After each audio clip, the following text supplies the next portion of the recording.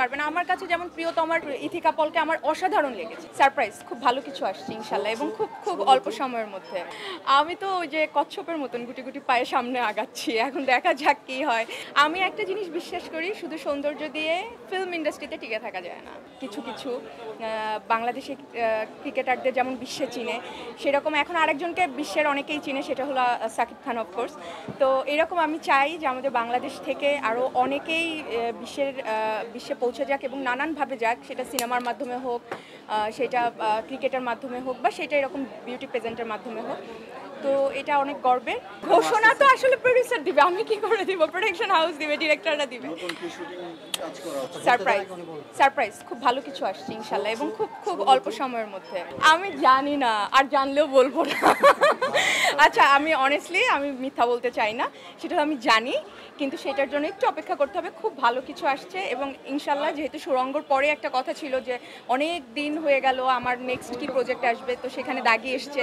আপনারা আমাকে অনেক ভালোবাসা দিয়েছেন, দর্শকরা আমাকে অনেক ভালোবাসা দিয়েছে, এবং আমি চাই দাগির পরে যেটা আসবে সেটার জন্য আরও ভালোবাসা পায়, এবং আপনারা যেন আরও পছন্দ করেন সেই ছবিটি, সেই ফিল্মটি। তো আমার মনে হয় সেরকমই একটা ছবি আমি পছন্দ করেছি, আমার লিস্টে নিয়ে এসেছি, এবং খুব শীঘ্রই আপনারা জানতে পারবেন। এইটা আসলে আমি বলতে পারছি না, কারণ আমার শুটিং শেষ, আমার ডাবিং শেষ, পুরো প্রজেক্ট কমপ্লিট। এখন সেটা বলতে পারবে আসলে বিঞ্জ প্ল্যাটফর্ম বলতে পারবে যে ওরা কবে এটা আপনাদের কাছে পৌঁছে দেবে। আমি তো ওই যে কচ্ছপের মতন গুটি গুটি পায়ে সামনে আগাচ্ছি, এখন দেখা যাক কি হয়। এই অনেক দূর যেতে চাই, অনেক ভালো ভালো কাজ করতে চাই। আমার একটাই ইচ্ছা যে হয়তো অনেক বছর পরে কাজ নাও করা হতে পারে, নানান কারণে না হতে পারে, সেটা শারীরিক হতে পারে, যে অসুস্থতার কারণে কাজ করতে পারছি না, বা যে ধরনের কাজ চাচ্ছি সেই ধরনের কাজ পাচ্ছি না। ইন্ডাস্ট্রিতে হয়তো নতুন আরও সুন্দর সুন্দর মুখ চলে এসছে যারা আরও ভালো কাজ করছে, এবং নানান কারণে হয়তো কাজ কমে যেতে পারে, বা হয়তো পরিবার শুরু করতে পারি, সেই কারণে কাজ কমে যেতে পারে।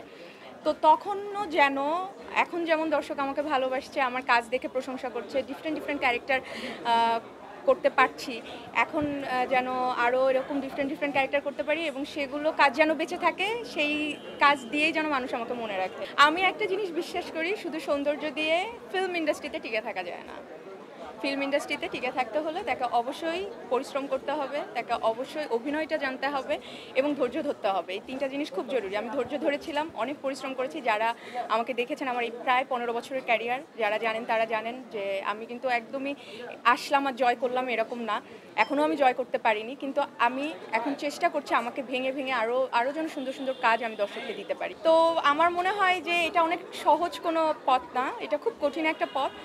ধৈর্য যারা ধরে একদম এইভাবে আটকে ধরে রাখতে পেরেছে, এবং প্রচুর ভালোবাসা থাকতে হবে, প্রচুর পরিশ্রম করতে হবে। যারা করেছে তারা টিকে গিয়েছে, এবং যারা করবে তারা টিকে যাবে।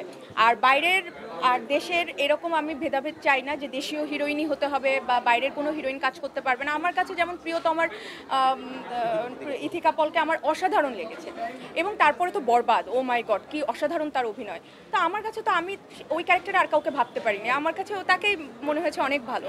তো এরকম আমি যেটা সুরঙ্গ করেছি আমার কাছে মনে হচ্ছে আমি ভালো করেছি, দাগিতে আমার মনে হচ্ছে আমি ভালো করেছি।